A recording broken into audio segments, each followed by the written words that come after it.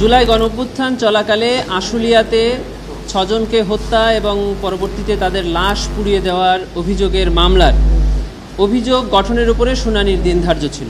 এর আগে প্রসিকিউশনের পক্ষ থেকে তাদের শুনানি সমাপ্ত করা হয়েছিল। আজকে আসামি পক্ষের আইনজীবীরা তাদের এই মামলা থেকে অব্যাহতি চেয়ে তারা তাদের পক্ষে শুনানি করেছেন এবং আগামী ২১ আগস্ট ২০২৫ তারিখে এই চার্জ গঠনের উপরে আদেশের জন্য দিন ধার্য আছে। ওই দিন নির্ধারণ হবে যে আসামির বিরুদ্ধে চার্জ গঠন হবে নাকি ওনারা এই অভিযোগ থেকে অব্যাহতি পাবেন। আপনাদের বক্তব্য কী ছিল? প্রসিকিউশনের পক্ষ থেকে আমরা সবসময় বলেছি যে এই মামলার oral evidence, documentary evidence, video record, audio record এবং সকল পত্রপত্রিকা, ইলেকট্রনিক্স মিডিয়ার ডকুমেন্ট যেগুলো প্রসিকিউশন ট্রাইব্যুনাল জমা দিয়েছে তাতে এই সকল আসামির বিরুদ্ধে চার্জ গঠন করা উচিত এবং চার্জ গঠন করাই আইনত দাবি রাখে।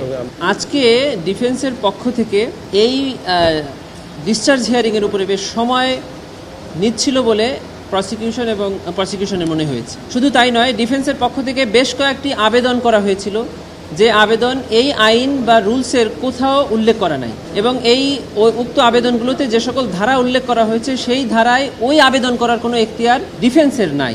এরকম কিছু আবেদনের প্রেক্ষিতে ট্রাইব্যুনাল বলেছেন যে এই ট্রাইব্যুনালের মামলা বিলম্বিত করার ক্ষেত্রে যে কোনো ধরনের পদক্ষেপ যদি কেউ নিয়ে থাকে তা ট্রাইব্যুনাল এই আইন অনুযায়ী বাধা দিবেন এবং কাউকে এ ধরনের কোনো সুযোগ দিবেন না। পুলিশের যে র্যাঙ্ক থাকে সেখানে যারা থানাতে কাজ করে তাদের নামের পাশে উইদিন ব্র্যাকেট নিরস্ত্র থাকে। তার মানে এই না যে উনি অস্ত্র বহন করে নাই।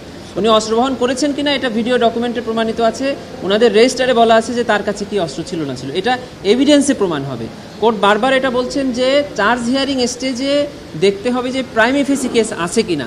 ওনারা ওনাদের ডিফেন্স কেস বলে দিয়েছেন, যেটা হলো ট্রায়াল স্টেজে বলার কথা।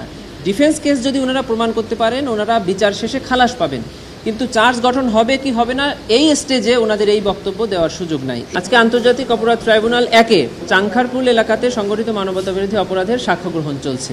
গতকালকেও এই মামলার ২ জন সাক্ষীর সাক্ষ্য উপস্থাপন হয়েছে, তার আগের দিনও হয়েছে এবং আজকেও এই ট্রাইব্যুনালে চাংখারপুল মামলার সাক্ষ্য গ্রহণ চলমান আছে। এবং তারা এই যে ৬ জনকে চাংখারপুলে নির্মমভাবে হত্যা করা হয়েছিল তাদের বাবা মা, তারা সরাসরি যারা প্রত্যক্ষ করেছে সাক্ষী, যারা ভিডিও ধারণ করেছে তারা এসে ট্রাইব্যুনালে সাক্ষ্য ইতিমধ্যে দিয়ে গিয়েছে।